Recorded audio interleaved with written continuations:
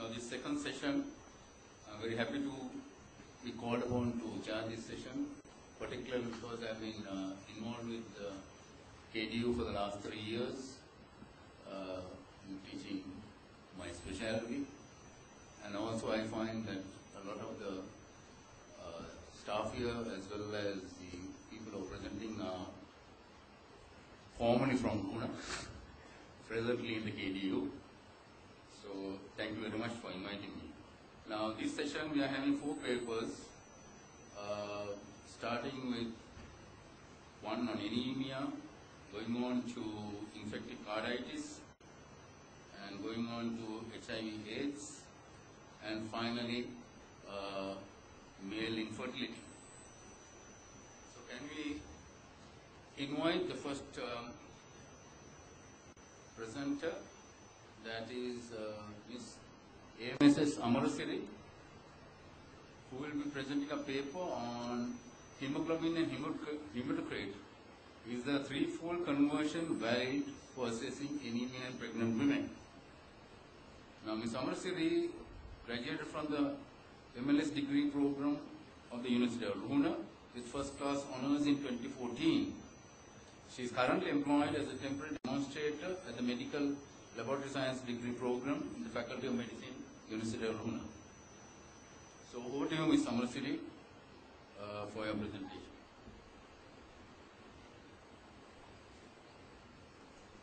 Thank you, sir. Good morning, ladies and gentlemen.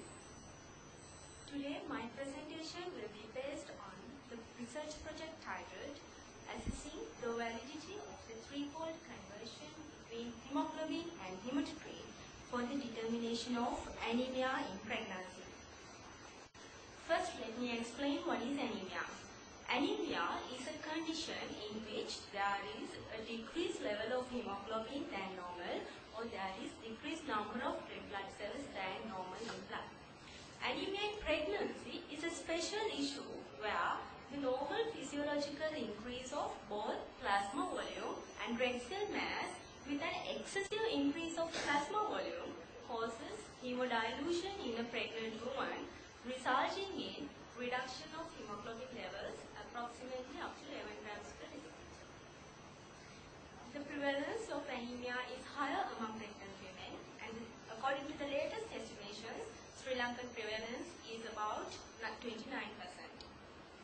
Anemia in pregnancy is associated with adverse outcomes such as fetal cerebral vasodilatation, increased risk of prematurity, fetal death, spontaneous abortions, as well as increased risk of maternal mortality. Therefore, it is crucial that all pregnant women are screened for anemia during pregnancy. So, how to determine anemia? Anemia is typically determined by the measurement of hemoglobin concentration in blood. However, hematocrit is widely used as an alternative to hemoglobin in various antenatal clinics and peripheral units. Hematocrit is usually defined as 3 times the value of hemoglobin. So, in situations where the resources available are limited and poor technical support is there, this threefold conversion factor between hemoglobin and hematocrit is used widely as a screening tool to assess anemia in pregnancy. But the crude relationship between the two measures may be modified due to several factors. The literature has highlighted the fact that it is variable age, sex, season of survey, and maybe due to some disease conditions such as malaria. So, the study was undertaken with the intent of assessing the validity of the threefold conversion between hemoglobin and hematocrit in pregnant women. There were some specific objectives. They were to assess the prevalence of anemia among pregnant women attending the antenatal clinics at Teaching Hospital Mahamodara, which was some study setting, to determine the conversion factor between manual hemoglobin and hematocrit, to determine the applicability of the conversion factor for anemic as well as non-anemic pregnant women, and finally, to determine whether the conversion factor change with degree of severity of anemia. Here's what I did.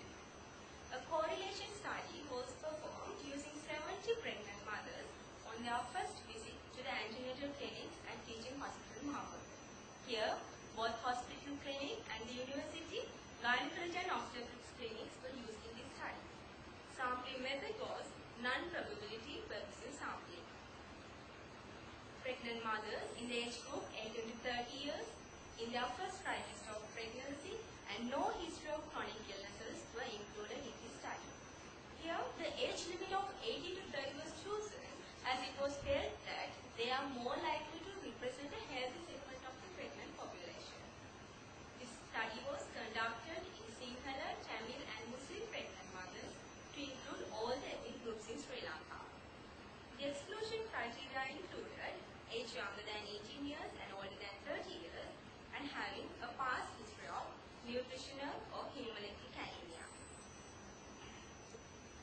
So, potassium EDTA samples collected by the nursing officers in the routine course of hemoglobin estimation in pregnant mothers were processed to measure hemoglobin and hematocrit values in the study.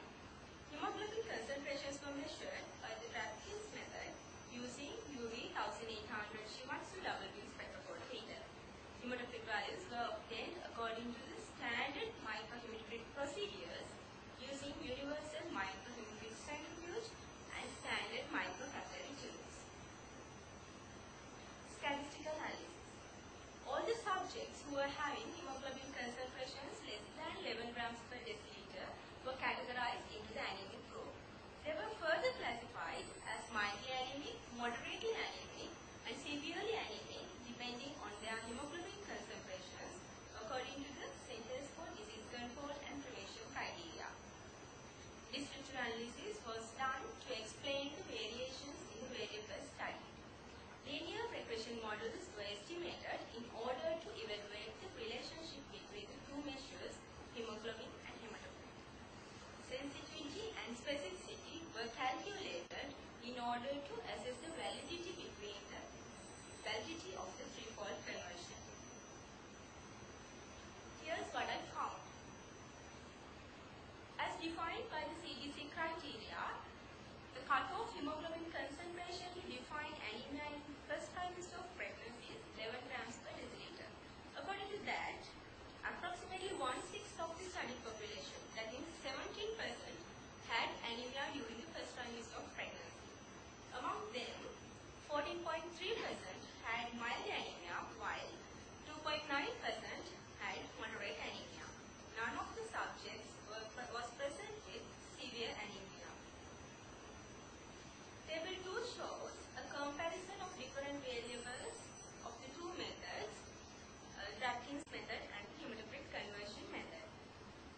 The mean value obtained from the Rapkins method was 12.2 grams per deciliter, while it was 11.6 grams per deciliter in hematocrit conversion method, which is less than the mean value by the Rapkins method.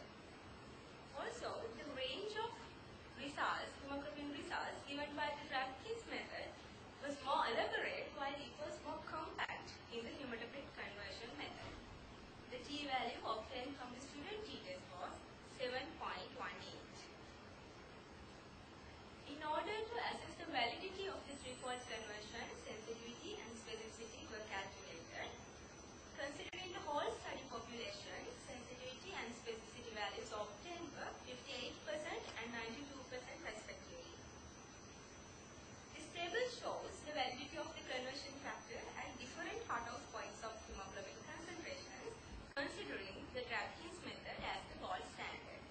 According to the table, sensitivity results seems to be decreasing with the increase of hemoglobin concentrations, while specificity results are varying. Previous studies have used correlation to compare two measurement methods. The regression model between hemoglobin and hematocrit, considering the whole study population, shows that there is a good, strong positive correlation in between the two variables with a correlation coefficient of 0.79. But there were random differences in the readings, especially at higher hemoglobin concentrations in the study. The slope